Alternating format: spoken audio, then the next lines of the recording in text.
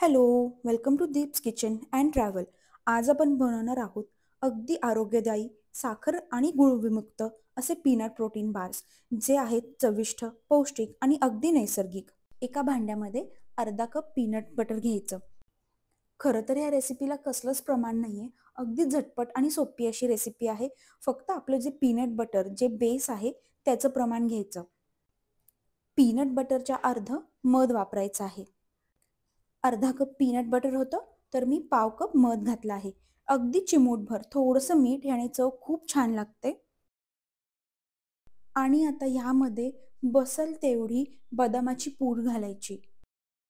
फक्त बदामाच्या ऐवजी तुम्ही पिस्ता, अक्रोड ह्याचीही पूड मिक्स करून घालू शकता. तुम्हाला हवं तसं, काही बंधन नाही आहे रेसिपीला.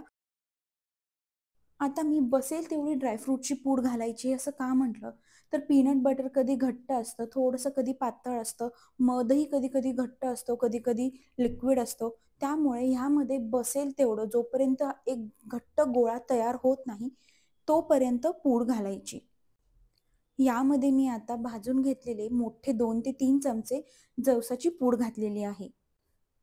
आता हे सगळं एकजीव करून घ्यायचं आणि घट्ट असा गोळा होईल असं हे एकत्र करून घ्यायचं.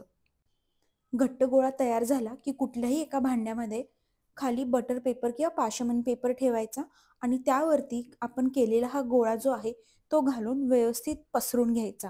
आता हे थोडं मध्यम जाडसर असं पसरून घ्यायचं.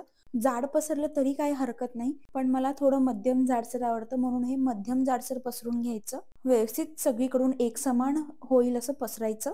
पसरून झालं की बाजूला ठेवून द्यायचं आणि आता आपलं चॉकलेट मेल्ट करायला घेऊयात. आता चॉकलेट मेल्ट करण्याच्या ह्या पद्धतीला डबल बॉयलर मेथड असं म्हणतात.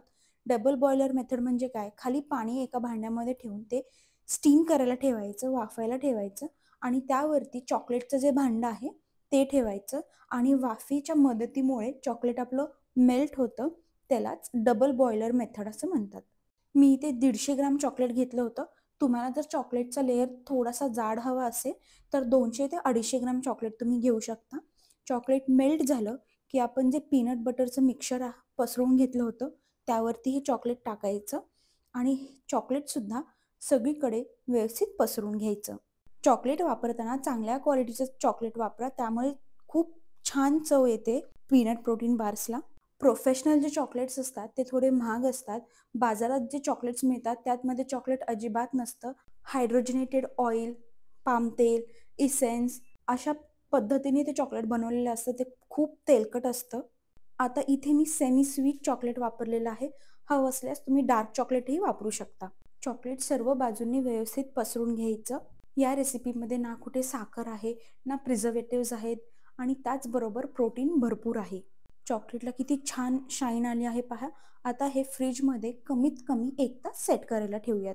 चॉकलेट व्यवस्थित सेट झालं की ह्याला हवं त्या आकारात तुम्ही कट करू शकता. हे कट करायला जर तुम्हाला थोडा त्रास होत असेल तर बाहेर काढून एक 5 ते 10 मिनिटं ठेवा आणि नंतरून मग कट करायला घ्या. ह्या सोप्या आणि आरोग्यदायी रेसिपीने तुम्ही घरीच नैसर्गिक प्रोटीन बार तयार करू शकता, तेही कोणतेही प्रोसेस साखर न वापरता. फिटनेस प्रेमींना, लहान मुलांना आणि ऑफिसमधील झपाट्याने धावणाऱ्या दिवसामध्ये एकदम योग्य आहे. तर हे होतं अगदी सोपं आणि आरोग्यदायी पीनट प्रोटीन बार्स. जर तुम्हाला ही रेसिपी आवडली असेल तर लाईक करा, शेअर करा आणि अशाच हेल्दी रेसिपींसाठी चॅनलला सबस्क्राईब करायला विसरू नका. बाय.